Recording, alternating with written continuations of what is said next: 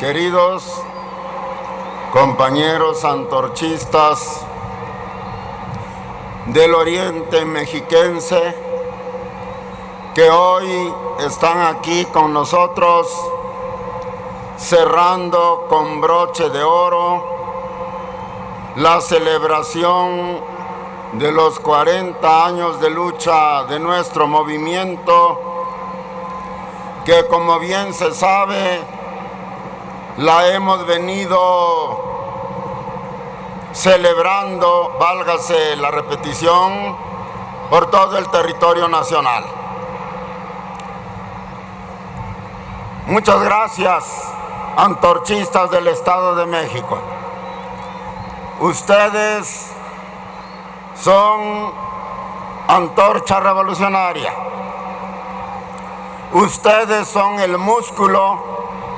Ustedes son el corazón, ustedes son la sangre de nuestro movimiento y ustedes, compañeros, nos dan aliento, nos dan impulso y nos dan confianza en el futuro a los que inmerecidamente quizá estamos a la cabeza de este movimiento. Si ustedes no estuvieran aquí, Antorcha no existiría. Tolentino no sería el destacado líder que es. Su servidor no podría presumir de estar a la cabeza de un gran movimiento. Pero la presencia de ustedes le da sustancia y contenido a nuestra organización y respaldo irrefutable al liderazgo de Tolentino, al liderazgo de Marisela y, para acabar pronto, a todo el comité ejecutivo y a la dirección nacional del antorchismo en todo el país. Por eso me refiero de entrada a ustedes, los invitados más importantes, los invitados centrales, los infaltables, y los felicito por la disciplina, por la puntualidad, por el cariño y la entrega que muestran a nuestro movimiento al estar hoy abarrotando este importante foro nacional. Muchas gracias, antorchistas del Estado de México. Gracias de todo corazón por estar aquí con nosotros.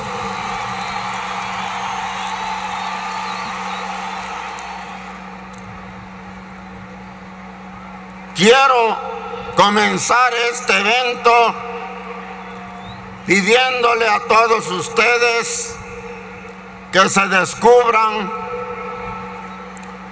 que se pongan de pie y que ondeen en silencio sus banderas durante algunos segundos de recogimiento en memoria de un hombre bueno, de un mexicano ejemplar que perdió la vida solo por haber dado a la patria hijos luchadores.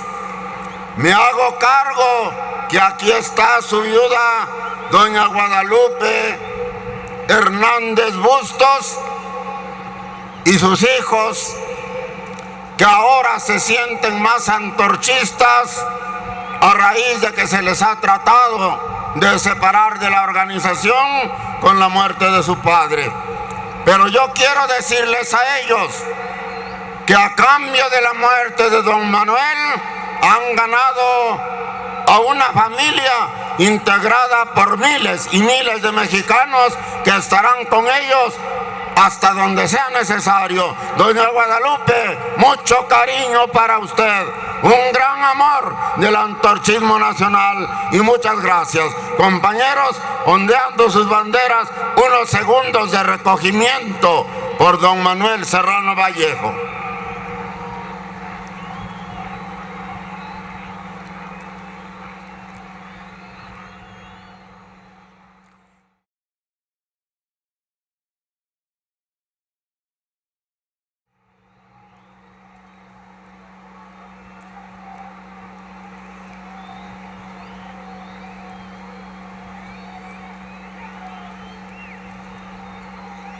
Muchas gracias, compañeros, muchas gracias por este acto solidario en memoria de don Manuel Serrano Vallejo.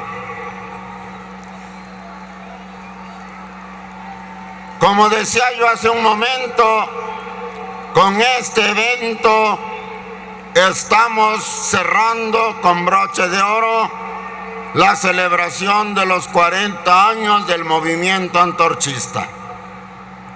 Hemos llevado a cabo eventos prácticamente en todo el territorio nacional y a reserva de que la Comisión Nacional de Estadística me entregue las cifras exactas, tengo el gusto de comunicar a ustedes que entre todos los actos celebrados en el territorio nacional, incluido este, Antorcha ha logrado reunir, según las cuentas aproximadas hasta hoy, a 950,000 mexicanos en todo el territorio nacional. Es decir, estamos a 50,000 de completar a 1,000,000 de asistentes a la celebración de nuestro 40 aniversario. Y este evento no podía ser menos numeroso, ni menos majestuoso, ni menos combativo de lo que estamos mirando. Y otra vez, antorchistas mexiquenses, muchas gracias por esa presencia combativa el día de hoy.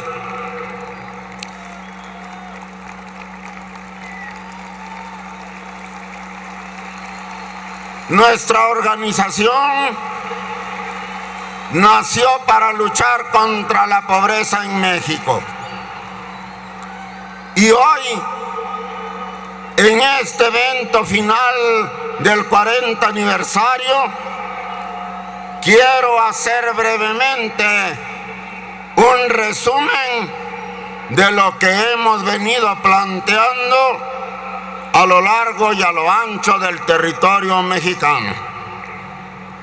Como ya decía Tolentino, la pobreza es un flagelo que azota al mundo entero si excluimos a algunos países destacadamente distintos en los que se atienden mejor las necesidades del pueblo trabajador.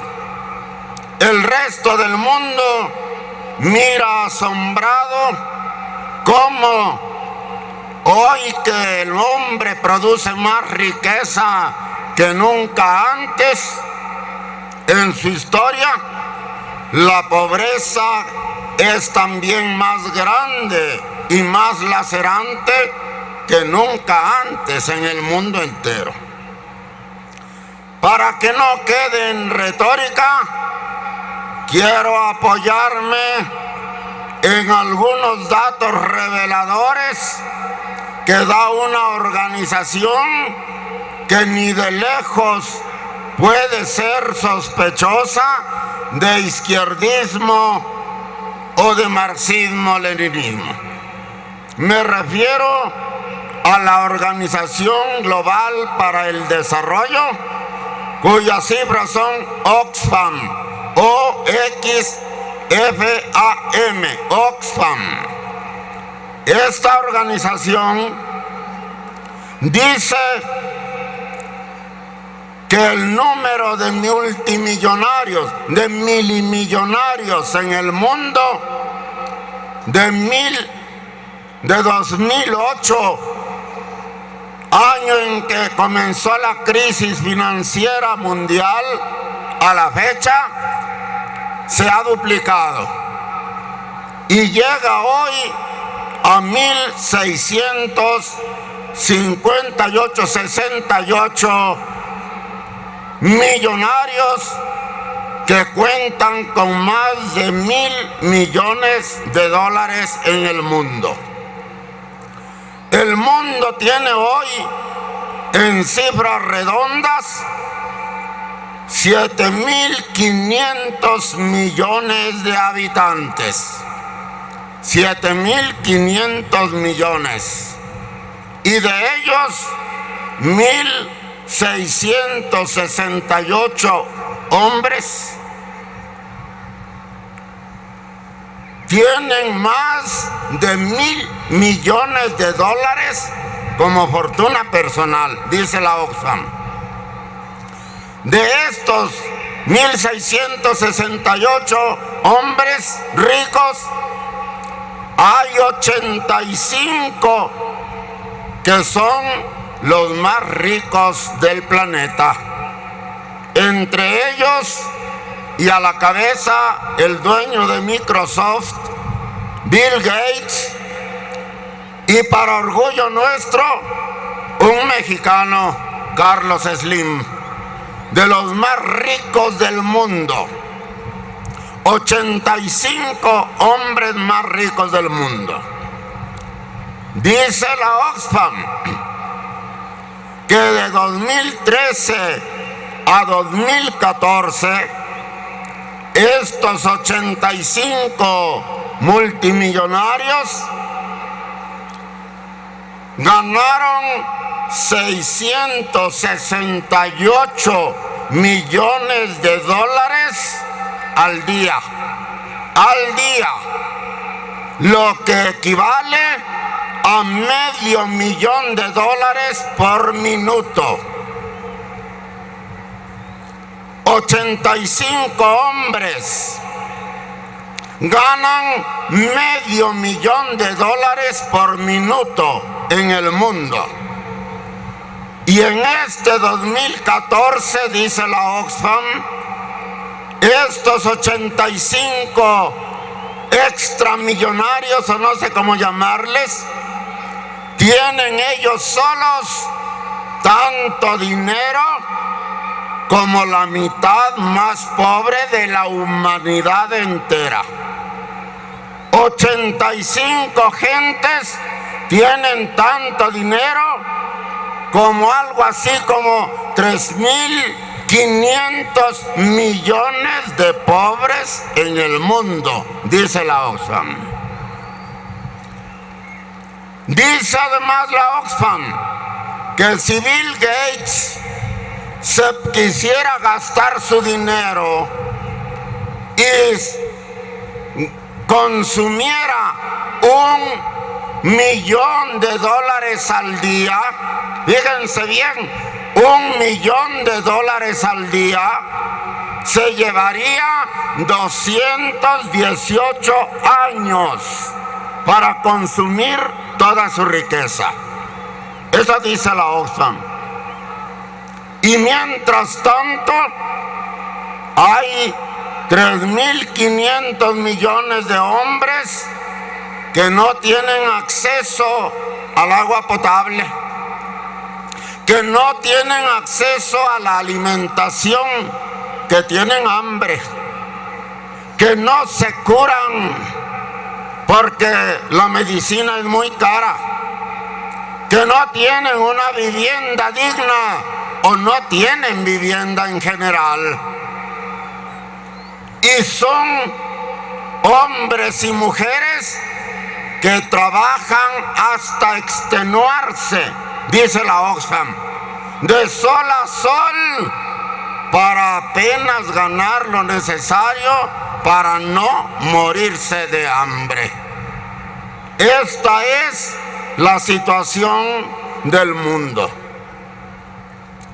Dice también la Oxfam que ellos han investigado el problema a lo largo y a lo ancho del planeta y que han llegado a comprobar que esta situación no es casual, no es una fatalidad, no es un error, que es el producto de políticas deliberadamente aplicadas para fomentar la concentración de la riqueza en pocas manos, a cambio de dejar a miles de millones de seres humanos en el más absoluto desamparo.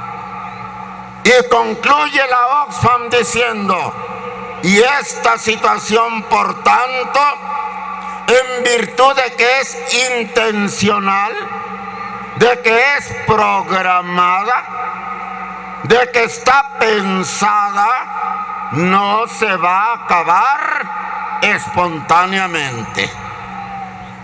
Necesitamos combatir abierta, organizada y conscientemente las políticas, las maniobras, los movimientos de quienes tienen al mundo en esta terrible situación y procurar un reparto más equitativo de la riqueza en el mundo. Con la Oxfam está de acuerdo, para que nadie piense mal, el Banco Mundial, el Fondo Monetario Internacional, muchos multimillonarios de los que cita la propia Oxfam, el presidente gringo Barack Obama, Kofi Annan, expresidente de la ONU, todos ellos están de acuerdo con esto, con lo que yo estoy diciendo aquí.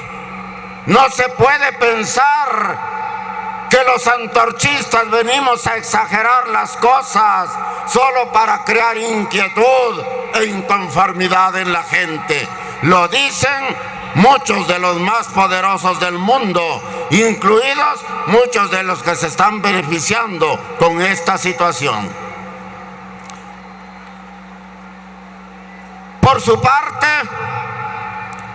la Comisión Económica para América Latina, la CEPAL, que tampoco es sospechosa de izquierdismo, dice que de los 28.5 millones de hombres y mujeres que han huido de sus países por el hambre, por la pobreza, a otras naciones en busca de trabajo, México ocupa el primer lugar como expulsor de mano de obra barata.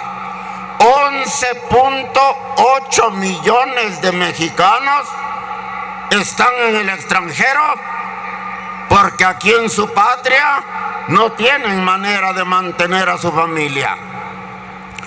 Detrás de nosotros sigue Colombia, y Colombia tiene apenas 2 millones de refugiados, de expulsados. Y luego sigue El Salvador. El Salvador tiene 1,5 millones de expulsados. Nosotros tenemos 11.5 millones, según la CEPAL. ¿Esto qué demuestra?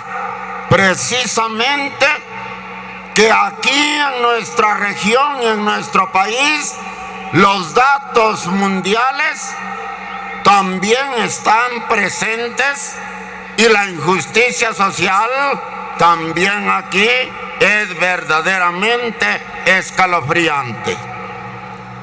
Dice la Oxfam que en América Latina y el Caribe, solo de 2012 a 2013, el número de millonarios aumentó en 38%, el número de millonarios. Y dice además la CEPAL que América Latina y el Caribe es la zona más inequitativa del planeta entero, que es en América Latina y el Caribe donde más mal se reparte la riqueza y donde más mal se atienden las necesidades de las grandes mayorías. Así que nosotros, compañeros, estamos en la región más pobre y más desigual del planeta, y sin embargo nuestros multimillonarios crecieron en 38%. Y sin embargo, aquí en México tenemos a uno de los hombres más ricos del planeta. Se dice que si Carlos Slim pusiera a rédito su dinero, por ejemplo en un banco, a una tasa ínfima mínima del 2%, fíjense bien, ganaría 4.2 millones de dólares al día, solo por tener su dinero en el banco. No lo cito para molestarlo o insultarlo, porque como dijo Tolentino, nuestra lucha no es personal. Lo cito como dato irrebatible de que aquí en México la riqueza está también sumamente concentrada.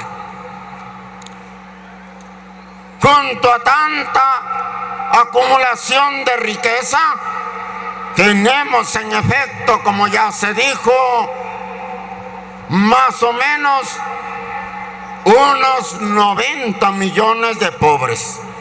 No todos al mismo nivel, no todos de la misma manera, pero todos con algún tipo de pobreza, con algún tipo de injusticia, con algún tipo de insatisfacción.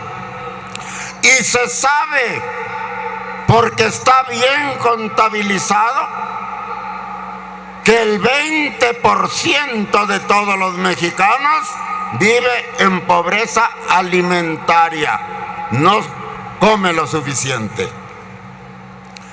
Hay un estudio de un economista del Politécnico de apellido Aguilar Gutiérrez, que publicó hace poco La Jornada, y que dice que si se hubiera mantenido la capacidad adquisitiva del salario en México que tenía en 1980, hoy el salario mínimo debería de ser de 5,650 pesos en números redondos. 5,650 pesos.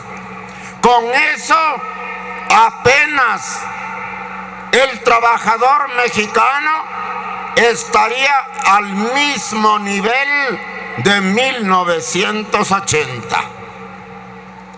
Dice también que si se hubiera mantenido este nivel del salario, hoy tendríamos 3.2 millones de pobres en pobreza extrema. Pero ¿qué ha pasado?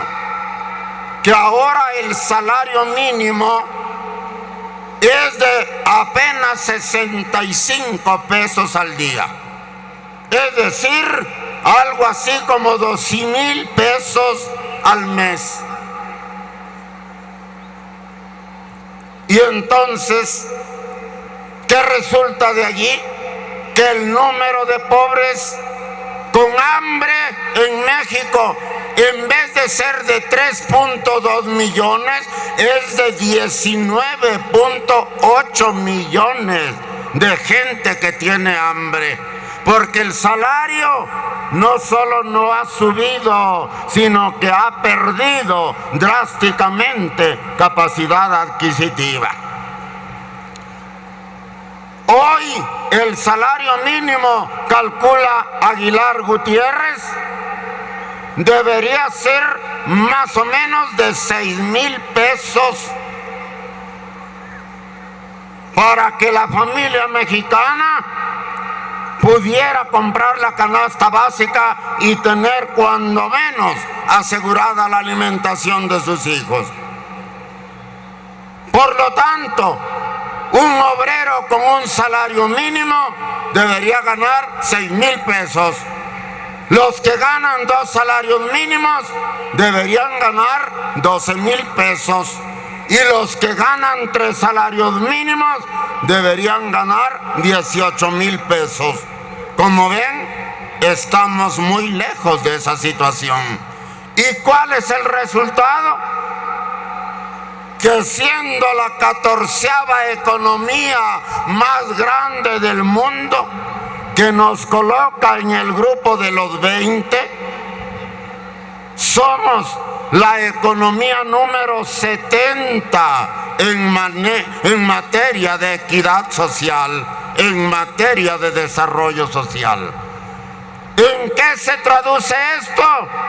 En que son millones y millones de mexicanos los que no comen, los que no se curan, y etcétera, etcétera. Lo que ya dije hace un momento y que no voy a repetir de nuevo. Esta es la situación de la pobreza en el mundo y en México. Y no la dice Antorcha, quiero que lo recuerden.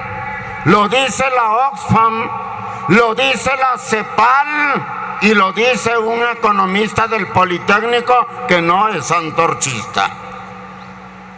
No hay manera de eludir la verdad. No hay manera de esconder la dramática situación que vive el pueblo mexicano.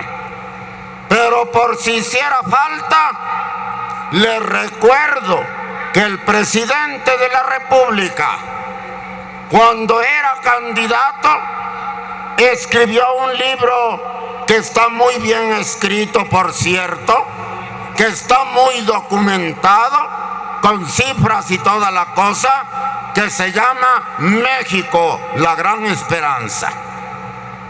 Y en ese libro, que ya tiene sus años y seguramente la situación habrá cambiado, el licenciado Peña Nieto, como estudioso de la economía nacional, dijo que el número de desempleados en México alcanzaba en promedio el 5%.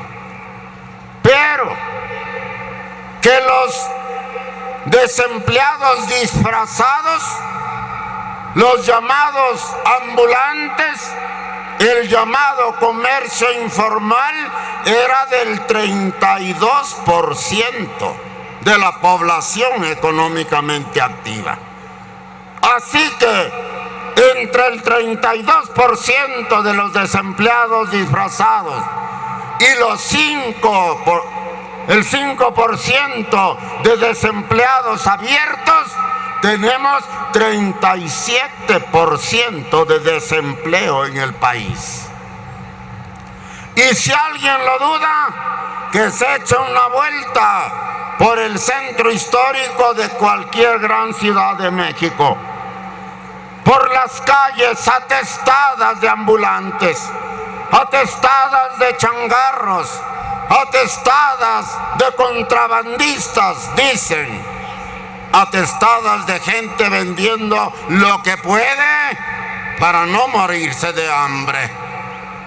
Léase la prensa y veremos las quejas del comercio establecido contra esta plaga, entre comillas, pidiendo que se les corra de allí, que se les saque del centro histórico, porque son una vergüenza, porque afean a la ciudad, porque ahuyentan al turismo, porque le compiten ilegítimamente al comercio establecido. Y piden que se les saque a palos, a garrotazos, con la policía. Y si ni siquiera si se puede, a tiros, pero hay que sacarlos. Y yo digo, sáquenlos, a ver qué pasa. Porque el problema no son los ambulantes, porque el problema no es la gente en las calles, el problema es por qué está allí esa gente. ¿Por qué? ¿Porque quiere? ¿Porque le gusta estar exhibiendo su pobreza? ¿Porque le gusta estarse orinando en la calle? Solo un idiota pensaría eso. La gente está allí porque es el único camino que ha encontrado para no morirse de hambre. Así que sacarlos a palos es darse un tiro en el pie o un poquito más arriba, porque eso es hacer de los ambulantes un grupo rabioso de descontentos que van a incrementar la inestabilidad social que ya es muy notable a lo largo y a lo ancho del país. Por eso también recuerdo que México es el país que más ciudadanos expulsa al extranjero. Y como dijo Lenin, un migrante, un hombre o una mujer que se va de su país a buscar trabajo al extranjero es alguien que vota con los pies y vota en contra de sus gobernantes y vota en contra de la situación social en la que vive en su patria y vota contra los que se enriquecen a lo bruto, a lo bestia, sin pensar en las consecuencias sociales que tiene ese enriquecimiento irracional e injusto. ¿Y qué dice la Oxfam? ¿Cuál es la consecuencia de tanta pobreza y de tanta desigualdad? Y esto es importante, antorchistas, porque esto tiene que ver con nosotros y tiene que ver con nuestro 40 aniversario. Pero repito, dice la Oxfam, la consecuencia de tanta pobreza y desigualdad es que se corrompe y degrada la política. La política se corrompe y se degrada con tanta desigualdad social. Se frena el desarrollo y el crecimiento de los países. Se frena la movilidad social. Nadie puede mejorar su suerte en un país desigual como México, por ejemplo. Y además se incrementa la violencia, se incrementa el delito, se incrementa la inconformidad social y se corrompe también y se debilita la base misma de la sociedad. Eso dice la Oxfam. Esas son las consecuencias de la desigualdad. Esas son las consecuencias de permitir que la riqueza se concentre brutalmente en unas cuantas manos, dejando a las grandes mayorías en el desamparo y en la pobreza absolutas. Y en efecto, ¿qué vemos aquí en México? Que la política se degrada. Aquí lo acaba de decir Tolentino, un señor diputado fuertemente sospechoso de haber participado en el secuestro y asesinato de un hombre bueno, vendedor de periódicos, cuyo único delito fue dar hijos luchadores a la patria. Un señor diputado metido en esas broncas. ¿Y qué vemos en Iguala? Que allí estaba metido hasta las manitas el señor presidente municipal y la señora presidenta del DIF, y algunos dicen que hasta el señor gobernador de Guerrero, que a tiempo puso pies en polvorosa.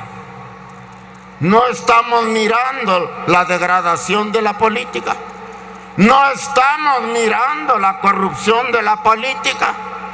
Aquí están a la vista de todo. No nos hagamos.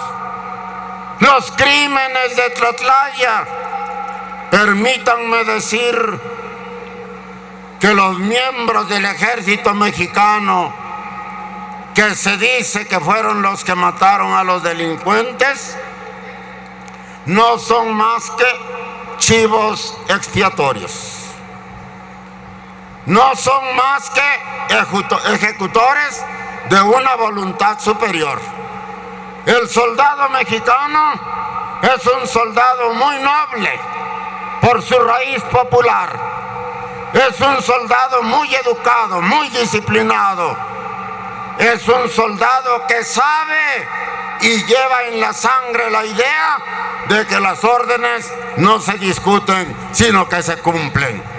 Por eso yo no creo que ellos hayan hecho lo que hicieron por sus puras pistolas. Allí hubo otros intereses y ellos están pagando las culpas.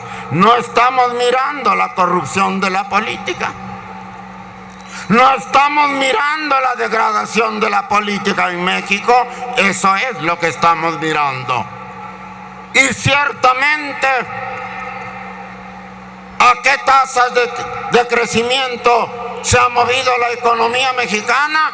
Hasta hoy, hasta este día, en promedio al 2% o menos crece la economía mexicana. ¿Y por qué no crece más? No crece más la economía mexicana porque crecer más significaría producir más. Y producir más implica vender más. Y vender más implica mercado, mercado y más mercado. ¿Y qué mercado tenemos? ¿Dónde está el mercado para las mercancías mexicanas? Algunos dicen que en el extranjero, que el mercado mundial, pero allí la competencia es terrible. Por ejemplo, con China, que produce y vende lo mismo que nosotros y que nos ha venido desplazando del mercado mundial. Y ahí seguimos picando piedra en el extranjero. ¿Y por qué no vendemos adentro? ¿Por qué no le vendemos a 120 millones de mexicanos? ¿Por qué no? Aquí tenemos un mercado gigantesco. Somos el segundo país más grande de América Latina después de Brasil en población. Tenemos un mercado verdaderamente poderoso y deberíamos tener una economía igualmente poderosa. Sí, si esa economía produjera para el mercado mexicano. ¿Por qué no produce para el mercado mexicano? Porque el mexicano no puede comprar. Porque el mercado interno está deprimido. Y está deprimido porque al trabajador se le paga una madre de salario. Porque al trabajador mexicano se le paga una miseria de salario. Este mercado interno no puede sostener un crecimiento vigoroso de la economía mexicana. Ya lo dijo hace tiempo un chistoso, creo que en la época del presidente Salinas: salario mínimo al presidente para que vea lo que se siente. Sí, habríamos de ver lo que se siente ganando 60 pesos al día. A ver quién es el bueno que puede mantener hacia su familia.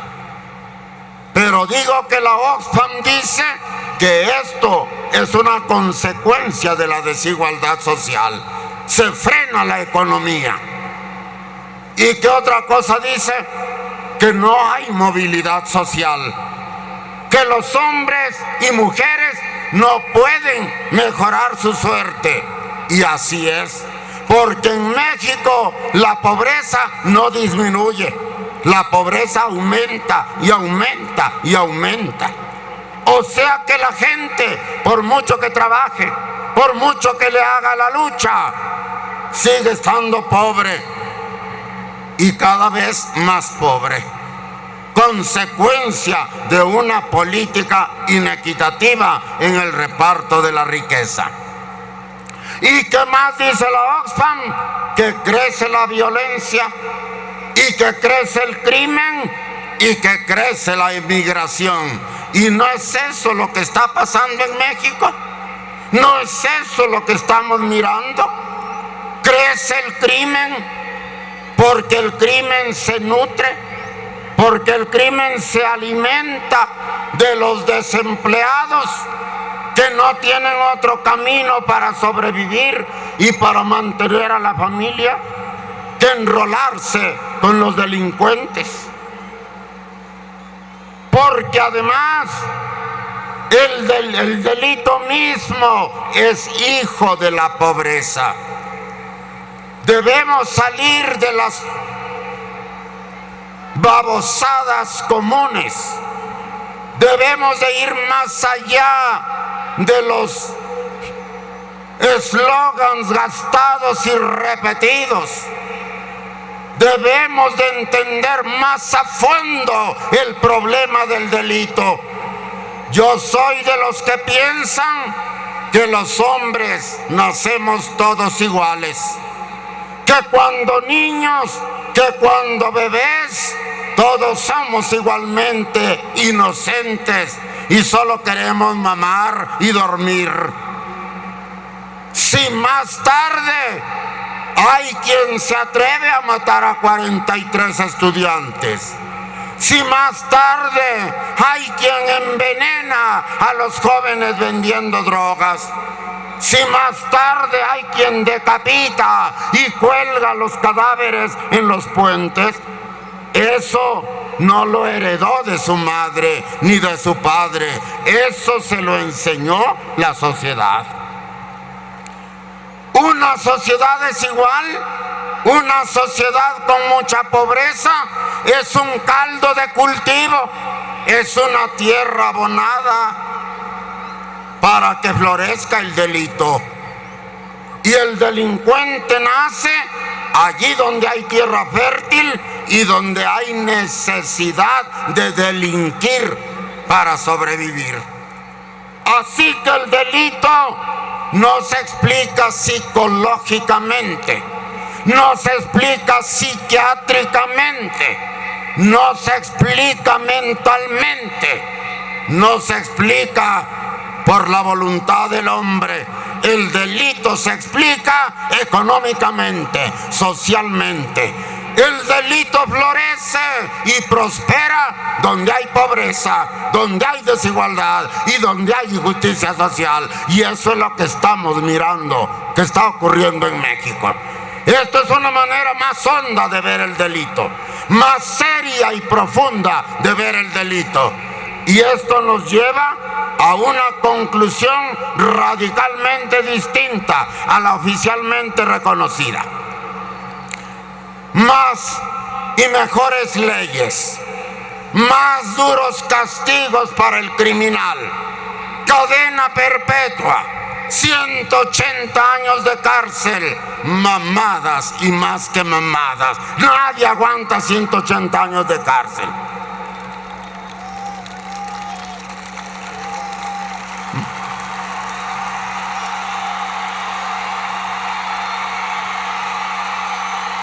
Más policías, más armas y mejores armas para la policía, mejor preparados los policías, y luego resulta que se vuelven zetas y nos andan madreando con la educación y las armas que nosotros les dimos. Eso es lo único que se consigue, porque ese no es el remedio.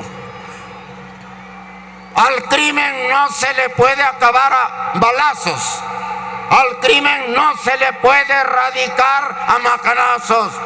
Al crimen no se le puede erradicar con medidas superficiales y convenencieras. Hay que quitarle el suelo nutricio. Hay que quitarle el terreno abonado.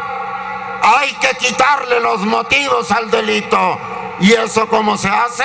Repartiendo mejor la riqueza social, que por cierto producimos todos los mexicanos, y no solo los que se las embolsan para su propio beneficio.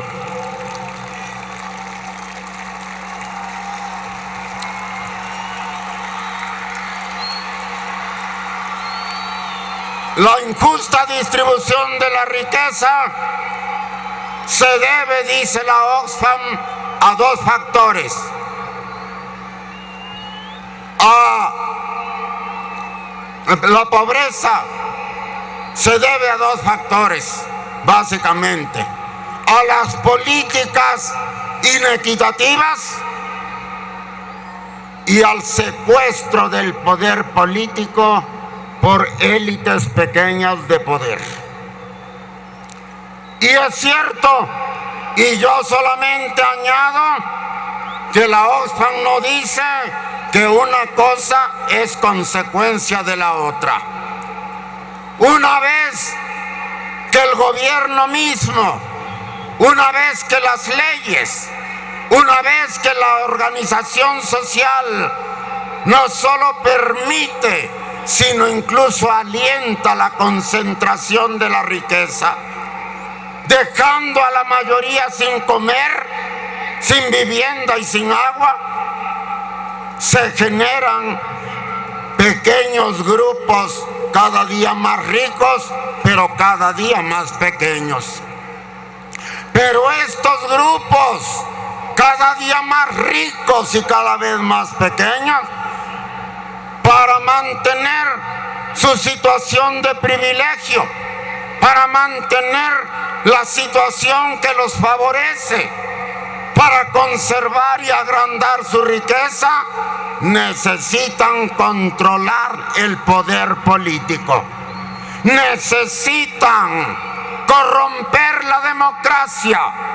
Necesitan imponer su voluntad política a las mayorías a través de mil chicanas y a través de maniobras que aparentan respetar el derecho al voto y el derecho a la elección de gobernantes, pero que en el fondo imponen a los gobernantes. En el mundo entero, la democracia está secuestrada. La democracia es falsa y es una impostura, porque no es el pueblo el que elige, sino las élites del dinero. Y lo dice la Oxfam, lo vuelvo a repetir. El que tiene el dinero puede comprar al poder. Y al tener el dinero y el poder, controla a la sociedad y la mueve a su antojo. Y entonces se genera el círculo perverso de más riqueza producida, más riqueza concentrada en menos manos cada vez, y más gente pobre y más gente desamparada. Y para sostener esta situación insostenible de por sí, hace falta más policía, y hace falta más represión, y hace falta leyes más severas, y hacen falta 500 años de cárcel y todas las mamadas que estamos oyendo en los días que corren. ¿Qué dice la Oxfam? ¿Y qué dice Antorcha coincidiendo con la Oxfam? Hay que luchar contra esto. Tenemos que luchar contra la concentración de la riqueza. Pero para luchar contra la concentración de la riqueza, hay que luchar primero contra el secuestro de la democracia, contra el control de la democracia por los grupos privilegiados. Y a eso es lo que está haciendo Antorcha. Allí está Antorcha. Así se explica Antorcha. Así se justifica lo que Antorcha pregona y lo que Antorcha viene haciendo desde hace 40 años. ¿Qué es lo que venimos haciendo? ¿Qué es lo que venimos proponiendo? Organizar y politizar a la gente. Abrirle los ojos a la gente, abrirle la mente a la gente, hacerla consciente de sus derechos, hacerla consciente de que una vida distinta es posible, hacerla consciente de que ella puede cambiar al mundo si se lo propone y lo hace organizada e inteligentemente. Antorcha ha venido haciendo una labor de organización, de concientización y de politización en la gente. ¿Para qué? Para hacer que la democracia sea una democracia genuina, una democracia auténtica. ¿Y cuándo se dice que una democracia es auténtica? Cuando gobierna la mayoría, porque eso dice la palabra democracia y porque eso dice la teoría liberal de la democracia. ¿Qué es democracia? Gobierno del pueblo, por el pueblo y para el pueblo. El pueblo debe tomar el poder. El pueblo debe mandar. El pueblo debe gobernar. Los políticos tienen que ser mandatarios del pueblo, es decir, ejecutores de la voluntad del pueblo. En una democracia como la nuestra, las cosas no son así. No es el pueblo el que manda, manda el político, manda el poder y el pueblo obedece. Y el pueblo se agacha porque siente el poder encima de él y porque le tiene miedo. Pero el pueblo tiene una fuerza inmensa que nadie puede derrotar y que radica en su número. Los millonarios del mundo son 85. En México los pobres somos 95 millones. ¿Por qué? ¿Por qué estos 95 millones no nos levantamos y cambiamos la situación injusta? ¿Por qué no logramos un mejor reparto de la riqueza? ¿Por qué no acabamos con la injusticia social si podemos hacerlo? La respuesta es porque no estamos organizados, porque no sabemos de nuestra fuerza, porque no sabemos que en nosotros está la capacidad y el poder para cambiar la situación. Por eso estamos como estamos, compañeros. Y por eso el grito de antorcha es: organízate y lucha. Despierta y organízate. Despierta y lucha. Vamos por el poder político. Vamos por el gobierno del pueblo, por el pueblo y para el pueblo. Vamos por la justicia social. Vamos por la erradicación de la pobreza y la instauración de la equidad social en nuestro país. Y termino. Y para eso no proponemos una revolución. Para eso no proponemos otra lucha armada. Para eso no proponemos acabar con el Estado de Derecho. Lo que proponemos es mucho más sencillo, mucho más inteligente y mucho más fácil de lograr. Que se respete la ley, que se respete la Constitución. Eso es lo que queremos. A cada rato vemos a los políticos, a los funcionarios salir a decir: nadie por encima de la ley. La ley no se negocia. Se aplicará todo el peso de la ley. Iremos hasta las últimas consecuencias, caiga quien caiga. El pueblo se pitorrea de esto porque ya sabe que son puras baladronadas. Pero de todas maneras, en esta manera de abordar la ley se ve cómo entienden la ley estos señores, como garrote, como amenaza. Para ellos la ley solo sirve para castigar, solo sirve para reprimir. Pero están equivocados, porque la Constitución General de la República no solo reprime el delito, no solo castiga el delito, también previene medidas sociales para que la sociedad viva en paz y con justicia y con equidad. La Constitución dice que el pueblo mexicano tiene derecho al trabajo. Todo mexicano tiene derecho al trabajo digno, por ley. Dice que todo mexicano debe recibir un salario remunerador, suficiente para mantener a su familia con decoro. Dice que el mexicano tiene derecho a la salud, a la educación, a la vivienda, al agua potable, al drenaje, al medio ambiente limpio. ¿Y qué pasó con esos derechos? Los que dicen que nadie está por encima de la ley, que dicen, aquí hay alguien que está incumpliendo la ley, aquí alguien está violando la ley, porque el que no da trabajo viola la ley, porque el que no paga salario justo viola la ley, porque el que no da vivienda ni agua, porque el que no educa ni cura viola la ley, porque la ley dice que lo debe hacer.